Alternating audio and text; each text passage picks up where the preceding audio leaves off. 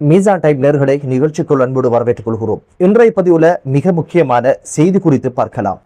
இஸ்ரேலிய இராணுவத்தினரால் சட்டவிரோதமாக சமீரா மஹ்மூப்தீன் கைது செய்யப்பட்ட சம்பவம் பெரும் பரபரப்பை ஏற்படுத்தியிருக்கு. யார் இந்த சமீரா? எங்கு வைத்து கைது செய்யப்பட்டா? எதற்காக அங்கு பயணமானா? இந்த கைதுக்கு பின்னால் ஏற்பட்டிருக்கின்ற அதிர்வலைகள் என்ன அப்படின்ற பல்வேறு விடயங்களை பேசுறது தான் இன்றைய பதிவு. வாங்க வீடியோக்குள்ள போகலாம், விரிவாக பார்க்கலாம்.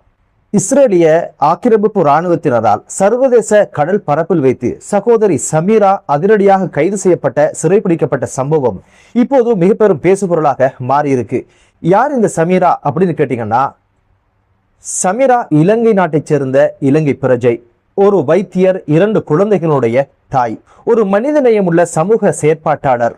இஸ்ரேலிய இராணுவத்தினுடைய இன சுத்திகரிப்பை தாண்டி கசாவில் ஏற்பட்டிருக்கின்ற கடல் முற்றுகையை அடுத்து மிகப்பெரிய ஒரு பட்டணிச்சாவா அந்த மக்கள் எதிர்நோக்குகின்ற சூழ்நிலை இருந்து வருகிறது.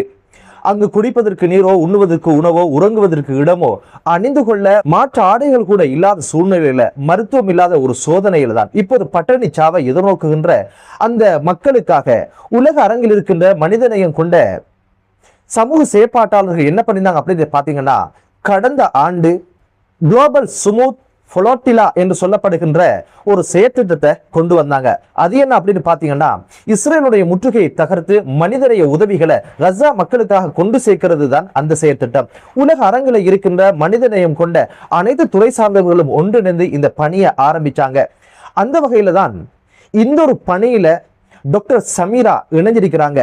துருக்கியிலிருந்து 40 நாடுகளைச் சேர்ந்த சமூக ஆர்வலர்கள், பல கப்பல்கள் அடங்கலாக 54 படகுகள் சகிதம் மருத்துவ பொருட்கள், உணவு, குடிநீர், ஆடைகள் அப்படின்னு சொல்லி அந்த மக்களுக்கு தேவையான அடிப்படை உதவிகள் எல்லாம் எடுத்துக்கொண்டு துருக்கியின் மர்மாஸ் நகரிலிருந்து வியாழக்கிழமை அதிகாலை இந்த பயணத்தை ஆரம்பிக்கிறாங்க. கிட்டத்தட்ட 430 பேர் கொண்ட இந்த சமூக ஆர்வலர்கள் தான் இந்த பயணத்துல பங்கெடுத்தாங்க.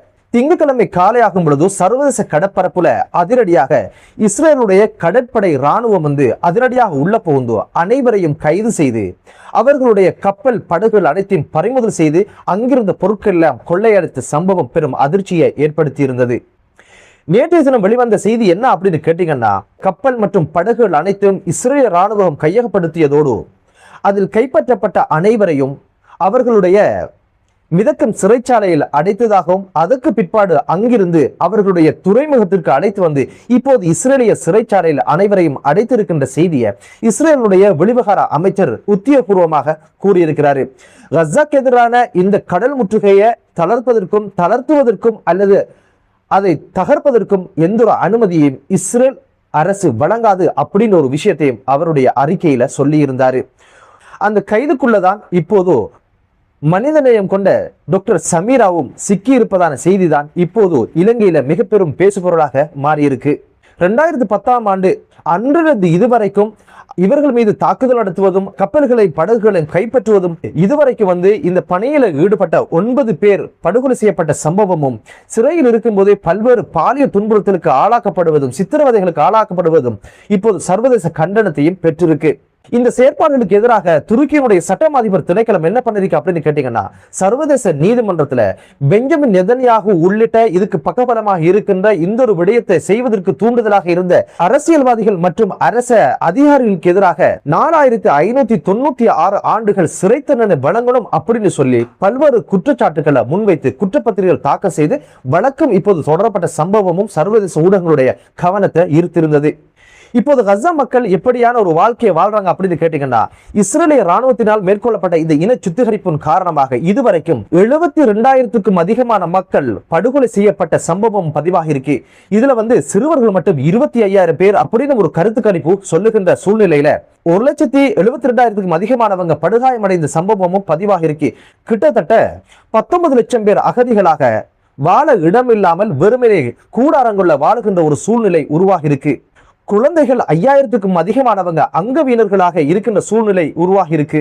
இவ்வாறான ஒரு மிகப்பெரிய ஒரு இன சுத்திகரிப்பையும் ஒரு மிகப்பெரிய ஒரு பாதக செயலையும் செய்த இந்த இராணுவம் இதுக்கு அப்பால ஒரு முற்றுகையை உருவாக்கி சர்வதேச உதவிகள் எதுவுமே வராத மாதிரி பார்த்து கொண்டு தரைவழி பாதைகள் எல்லாம் மூடி முற்றுகையை வலுப்பெற செய்தது இஸ்ரேலிய ராணுவம்.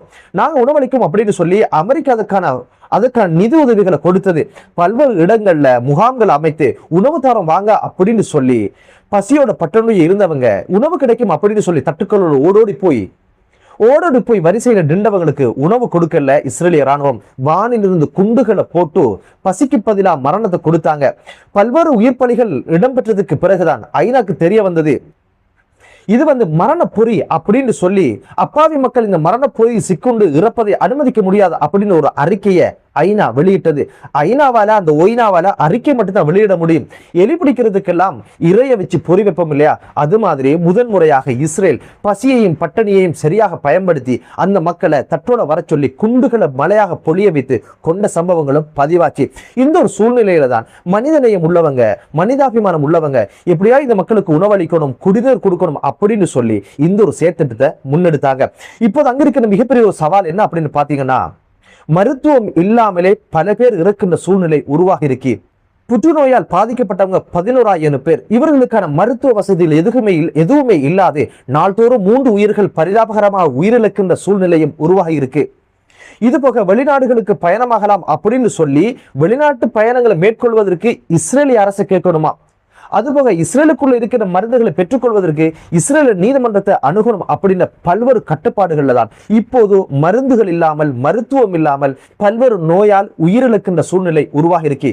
யுத்தத்தால் உயிரிழப்பு வேற, பட்டணி சாவு அது வேற, நோயினால் வாடி இறக்கின்ற மற்றொரு கொடுமை இப்போது கசால இருக்கிற சூழ்நிலையில தான் மனிதநேயம் கொண்ட மருத்துவர்கள், மனிதநேயம் கொண்ட வசதி படைச்சவங்க, மனிதநேயம் கொண்ட சமூக செயற்பாட்டாளர்கள் இந்த ஒரு தடையை உடைத்து மனிதாபிமான உதவிகளை இந்த மக்களுக்கு கொண்டு சேர்க்கணும் அப்படின்னு ஒரு கைங்காரியத்துல ஈடுபட்டாங்க. ஆனா இதை எதையுமே சகிச்சு கொள்ள முடியாத, இந்த உதவிகள் வரக்கூடாது என்ற இலக்கோடு இருக்கின்ற இஸ்ரேலிய ராணுவம் என்ன பண்ணுது அப்படின்னு கேட்டீங்கன்னா, சர்வதேச கடற்பரப்புல வச்சு இந்த கப்பல்கள் எல்லாம் கையகப்படுத்தி இந்த பொருட்கள் எல்லாம் கொள்ளையடிக்கின்ற சூழ்நிலை தான் உருவாகி இருக்கு. சர்வதேச அரங்குல கசா மக்களுக்கான மனிதாபிமான உதவிகள் போய் சேரணும், அவங்களுக்காக குரல் கொடுக்கணும் அப்படின்னு சொல்லி ஃப்ரீ பலஸ்தீன் அப்படின்ற கோஷத்தோட பல்வேறு ஆர்ப்பாட்டங்கள், இஸ்ரேலுக்கு எதிரான பல்வேறு கோஷங்கள் எழும்புகின்ற சூழ்நிலையில இலங்கையிலும் சமகாலங்கள்ல பலஸ்தீனை ஆதரிச்சு பல்வேறு ஆர்ப்பாட்டங்கள் நடந்த வண்ணம் இருந்தது. இதில் கலந்து கொண்ட டாக்டர் சமீரா கடந்த வருடம் நவம்பர் மாதம் அளவுல மலேசியாவுக்கு பயணமானாங்க. இந்த பயணத்துல 6 பேர் இருந்ததாக சொல்லப்படுது. சமீராவுடன் மாற்று மத சகோதரர்களும் இருந்திருக்கிறாங்க. மலேசியாவில் நடந்த அந்த மாநாட்டுல பலஸ்தீனுக்காக குரல் கொடுப்பது, பலஸ்தீனுக்கான மனிதாபிமான உதவிகளை கொண்டு செல்வதற்கான திட்டங்கள் பற்றி பேசப்பட்டிருக்குது. அந்த செயற்பாட்டாளர்களோடு கிடைத்த உறவின் காரணமாகத்தான் இந்த பணியில தான் படித்த மருத்துவ துறையில இருந்து ஏதாவது பண்ணலாம் அப்படின்னு ஒரு முடிவுக்கு கடந்த ஏப்ரல் மாதம் 22ஆம் தேதி இலங்கையிலிருந்து பயணமாக இருக்கிறார் துருக்கிக்கு. அங்கிருந்துதான் 40 நாட்டு சமூக ஆர்வலர்கள் 430 பேருடன் இவர் பயணமாக இருக்கிறார். இந்த சூழ்நிலையில தான் சர்வதேச கடற்பரப்பில் வைத்து டாக்டர் சமீரா உட்பட 430 பேரையும் இஸ்ரேலிய ராணுவம் கைது செய்து இப்போது இஸ்ரேலுடைய சிறைச்சாலைகளை அடைச்சிருக்காங்க. ஒரு பெண் வைத்தியராக சமீரா எடுத்த முடிவு சரியா அப்படின்னு கேட்டீங்கன்னா 100க்கு 100 சரி. காரணம் என்ன அப்படின்னு பாத்தீங்கன்னா, ஒரு உயிரை காத்தவன் அனைத்து உயிர்களையும் காத்தவனாவான், ஒரு உயிரை கொன்றவன் அனைத்து உயிர்களையும் கொண்டவனாவான் என்பதுதான் குர்ஆனுடைய சித்தாந்தம். அந்த வகையில தான் பெற்ற கல்வி, இறைவனால் கிடைக்கப்பட்ட இந்த அருளை தேவையுள்ள சமூகத்திற்கு பயன்படுத்தலாமே அப்படின்னு ஒரு எண்ணம் அவருக்குள்ள இருந்தது தொழில் தர்மத்தின் அடிப்படையிலும் சரியானதுதான். ஒரு பெண்ணாக, ஒரு மருத்துவராக, ஒரு சமூக செயற்பாட்டாளராக டாக்டர் சமீரா எடுத்த முடிவு 100க்கு 100 சரியானது என்பதுதான் மீசான் டைம்களுடைய பார்வை. டாக்டர் சமீரா எங்குமே தன்னை காப்பாத்துங்க, தன்னை கைது செஞ்சுட்டாங்க, தன்னை மீட்டு எடுப்பதற்கான பணிகளில் ஈடுபடுங்க அப்படின்ற எந்த ஒரு ரிக்வஸ்டையும் சமூக ஊடகங்கள்ல அவ வைக்கல. அவ வச்சது என்ன, கைது நடந்தாச்சு அப்படின்னு ஒரு விஷயமோ அல்லது கைது செய்யப்பட போகிறேன் என்ற ஒரு விஷயத்த சொல்லி இருந்தார்கள் தவிர தன்னை பாதுகாக்கணும், தனக்காக குரல் கொடுங்கன்னு எங்கேயுமே சொன்னது கிடையாது. காரணம் என்னண்டா, சமீரா திரும்பி வரும் எண்ணத்தில் அங்க போகல. காரணம் என்னண்டா, அப்படியான பூமிக்குள்ள போய்த்து சேவை செய்கின்ற பொழுதோ நிச்சயமாக ஒன்று சிறைபிடிக்கப்படலாம் அல்லது படுகொலை செய்யப்படலாம் என்பது சமீராக்கு நன்கு தெரியும். அதனால சமீரா எங்கேயுமே தனது காணொலியிலேயோ தனது பேச்சுக்களிலோ தன்னை மீட்டெடுங்க, தனக்காக குரல் கொடுங்க, தனக்கு ஆர்ப்பாட்டம் செய்யுங்க அப்படின்னு ஒரு விஷயத்த சொன்னதே கிடையாது. சமீரா சென்றது யுத்தத்திற்காக அல்ல, மனிதநேய அடிப்படையில் உதவி புரிவதற்காகவும் அந்த மக்களுக்கு தன்னால் முடியுமான உதவி செய்வதற்காகவும் உலக அரங்கில் அங்கீகரிக்கப்பட்ட நிறுவனங்களோடு தான் பயணமாக இருக்கா.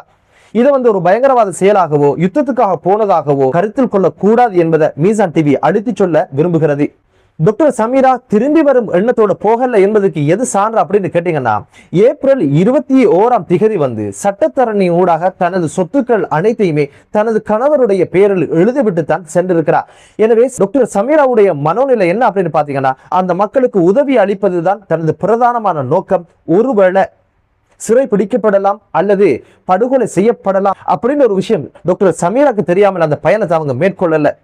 சமூக ஊடகங்கள்ல சமீராவுடைய இந்த பயணம் குறித்து எவ்வகையான விமர்சனங்கள் முன்வைக்கப்படுது அப்படின்னு கேட்டீங்கன்னா, 2 பிள்ளைகளுடைய தாய், எதுக்கு தேவையில்லாத வேலை, அங்க போனா சிறைப்பிடிப்பாங்கன்னு தெரியாதா, எதற்காக அந்த பயணத்தை மேற்கொண்டீங்க, குழந்தைகளுக்கு ஆக்கி கொடுத்து வீட்டு சோழிகளை பார்த்துட்டு இருந்திருக்கலாமே, ஒரு பெண்ணாக எதற்கு அங்கு போனாங்க, மகரத்தோடு போனாங்களா, துணையோடு போனாங்களா இல்லையா, அந்த பல்வேறு விடயங்கள் பேச ஆரம்பிச்சிருக்கிறாங்க.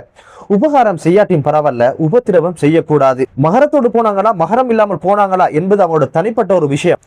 நம்பிக்கையான பெண்களோடு பயணம் போக முடியும் என்பதும் இஸ்லாமிய சட்டம் சொல்லுகிற ஒரு விஷயம் தான். என்னதான் இருந்தாலும் ஒரு இடத்திலையும் சமீரா தன்னை பாதுகாருங்க, தனக்காக குரல் கொடுங்க அப்படின்னு ஒரு விஷயத்தை எங்கேயுமே சொல்லாத சூழ்நிலையில ஒரு பொறுப்புள்ள அரசாக ஒரு தமிழ்நாட்டு பிரஜைக்கு ஏதாவது சிக்கல் வெளிநாடுகள் ஏற்பட்டால் அதற்காக குரல் கொடுக்க வேண்டியதும், அது குறித்து சிந்திக்க வேண்டியதும், அவரை மீட்டியெடுப்பதற்கான பணிகளை செய்ய வேண்டியதும் ஒரு அரசுடைய பொறுப்பு என்பதால் அரசு இப்போது அதை தலையிட்டு இருப்பதான செய்திகளை பார்க்க கிடைத்தது.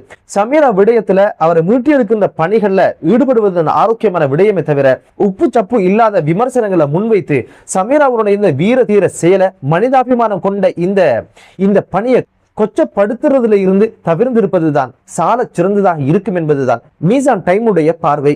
இந்த பணியில ஒரு வைத்தியராக டாக்டர் சமீரா மட்டும் இணைஞ்சிருக்கல. மலேசியா நாட்டை சேர்ந்த வைத்தியர் இலி சுஹைமி ஒரு விபி, மலேசியாவுடைய மற்றொரு மகப்பேற்று வைத்தியர் ஃபவுசியா இணைஞ்சிருக்கிறாங்க. ஜெர்மன் நாட்டை சேர்ந்த மற்றொரு வைத்தியர் பாஸ்லியா இணைஞ்சிருக்காங்க. அந்த வகையில் தான் டாக்டர் சமீராவும் இந்த பணியில இணைஞ்சிருக்கிறார். டாக்டர் சமீராவுடைய விடுதலை குறித்து அரசு இப்போது பல்வேறு நடவடிக்கைகளை எடுக்குது. நிச்சயமாக டாக்டர் சமீராவுடைய விடுதலை கிடைக்கும் என்ற ஒரு மேலெண்ணத்தோடு அதற்கான பிரார்த்தனைகளை முன்வைப்பதோடு டாக்டர் சமீரா பத்திரமாக விடுதலையாகி நாடு வந்து சேர இறைவனை பிரார்த்தித்து, இது போன்ற நல்லுள்ளம் கொண்டவர்களுக்கு இறைவன் துணையாக இருக்கட்டும் என்ற ஒரு பிரார்த்தனையோடு மற்றொரு காணொளியிலே உங்கள் அனைவரையும் சந்திக்கும் வரை விடைபெறுகிறேன். நன்றி.